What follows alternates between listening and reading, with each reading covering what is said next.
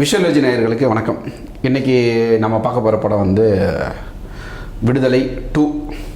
வெற்றிமாறன் இயக்கத்தில் விஜய் சேதுபதி, சூரி, ராஜீவ் மேனன் நிறைய பேர் நடிச்சிருக்கிற திரைப்படம் வந்து விடுதலை 2.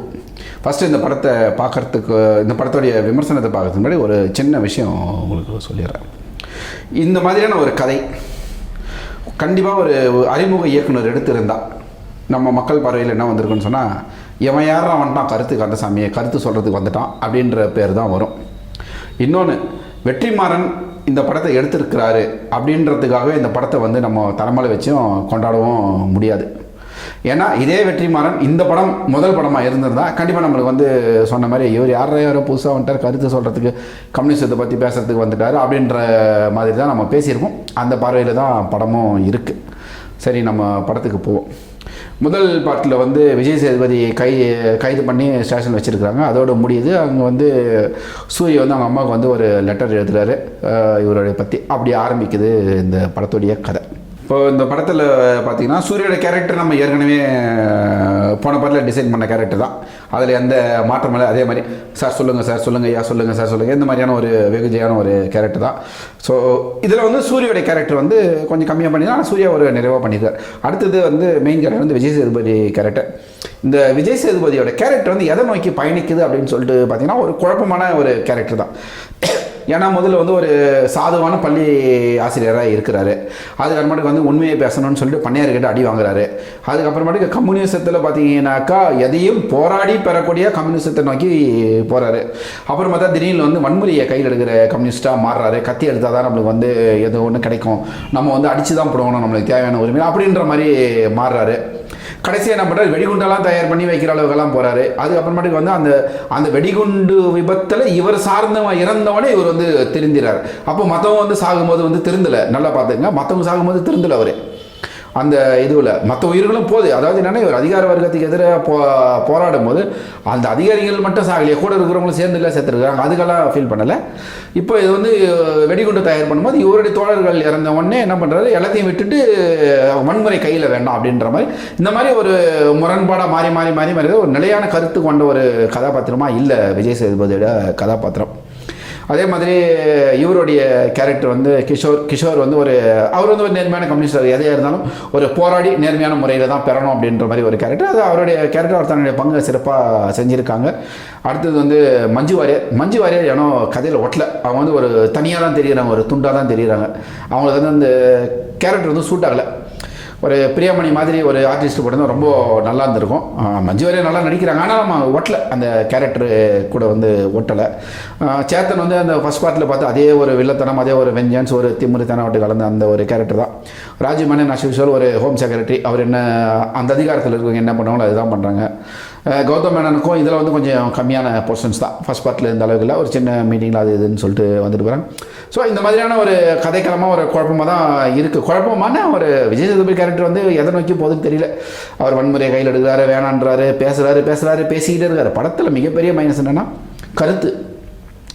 அவர் வந்து பெருமாள் வாத்தியார் தான். அதுக்காக படம் ஃபுல்லாக பாடம் எடுத்துனே இருக்கக்கூடாது. வர கிளைமேக்ஸின் வரைக்கும் பாடம் எடுத்துட்டு தான் இருக்கிறாரு. ஓகே, அந்த மாதிரியான ஒரு டிசைன் தான் இந்த கேரக்டரு. மற்றபடி வேறு என்னென்ன மற்ற கேரக்டருங்கெல்லாம் தேவையான அளவுக்கு யூஸ் பண்ணியிருக்காரு வெற்றிமாறன். அதில் வந்து குறை சொல்லக்கூடாது. யாரை செலக்ட் பண்ணியிருக்கிறாரோ ஒரு கேரக்டருக்கு, அந்த கேரக்டருக்கு தேவையான உயிர் கொடுத்துருக்காரு. அதெல்லாம் உழைச்சிருக்கிறார் நல்லா.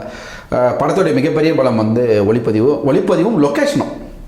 இந்த கதைக்கு வந்து நல்ல இந்த மாதிரியான ஒரு லொக்கேஷன் வந்து ரொம்ப அருமையான லொக்கேஷனை தேடி கண்டுபிடிச்சிருக்கிறாரு. வேல்ராஜ் வந்து நல்ல ஒரு ஒளிப்பதிவு கொடுத்துருக்காரு. நல்ல ரசிக்கிற மாதிரி இருக்குது. நமக்கே ஒரு இதுவாக இருக்குது. இளையராஜாவோட இசை ஓகே, இளையராஜாவோட இசை வந்து ஓகே தான். ஆனால் இளையராஜா கிட்ட ஒரே ஒரு வருத்தம் என்ன தெரியுமா, இந்த மாதிரி ஒரு பெரிய டைரக்டர் படங்களுக்கு வந்து இந்த மாதிரியெல்லாம் மெனக்கெட்டு பண்ணுறாரு. ஆனால் சின்ன டைரக்டருக்கு படம் யாரும் மதிக்கிறது இல்லை. அதை கொஞ்சம் கரெக்ட் பண்ணால் நல்லாயிருக்கும். மற்றபடி இசை வந்து ஓகே தான். இசை வந்து எந்த ஒரு இதுவும் இல்லாமல் இருக்குது.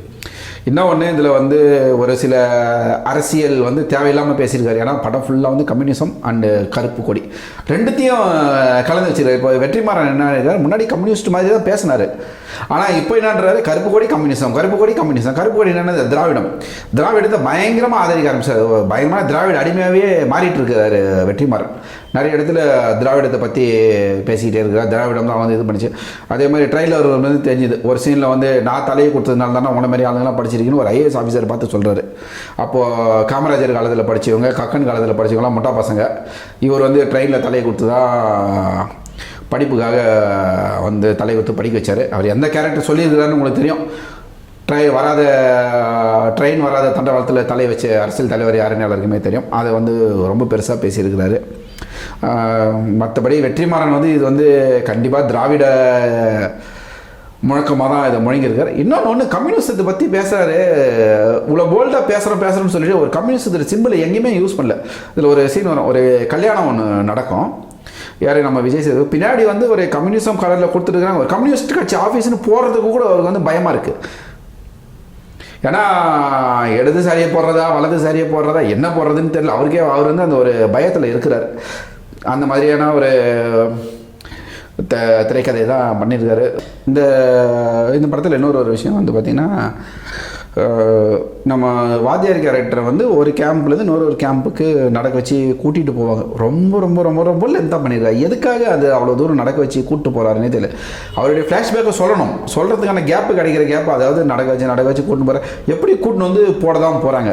அவ்வளோ தூரம் பயணம் வந்து எதுக்காக அவ்வளோ பெரிய திரைக்கதை அவ்வளோ பெரிய ஒரு இது பண்ணி வச்சுருக்கிறாருன்னு தெரியல. அதே அந்த நீளத்தை குறைச்சிருந்தா இன்னும் கொஞ்சம் நல்லா இருந்திருக்கும். இதில் வெற்றிமாறன் கூறியிருக்கிற கருத்து என்னன்னு சொல்லிட்டு பார்த்தீங்கன்னா, தமிழகத்தை ஆண்ட 2 திராவிட கட்சிகளில் ஒரு திராவிட கட்சி வந்து சரியான ஆட்சி கொடுக்காத மாதிரியும், ஒரு திராவிட கட்சியும் கம்யூனிசமும் சேர்ந்து சிறந்த ஆட்சி கொடுத்த மாதிரி தான் ஒரு பிரச்சார அபிரங்கியாக வந்து களமிறங்கி இருக்கிறாரு நம்ம வெற்றிமாறன் அவர்கள். உங்களுக்கு தெரியும் அவர் எந்த கட்சியை எதிர்த்திருக்கிறாரு, எந்த கட்சியை ஆதரிச்சிருக்கிறாருன்றது உங்களுக்கு வந்து தெரியும். மற்றபடி விடுதலை வந்து பார்ட் 1 எதிர்பார்த்த அளவுக்கு பார்ட் 2 வந்து இல்லைன்னே சொல்லலாம்.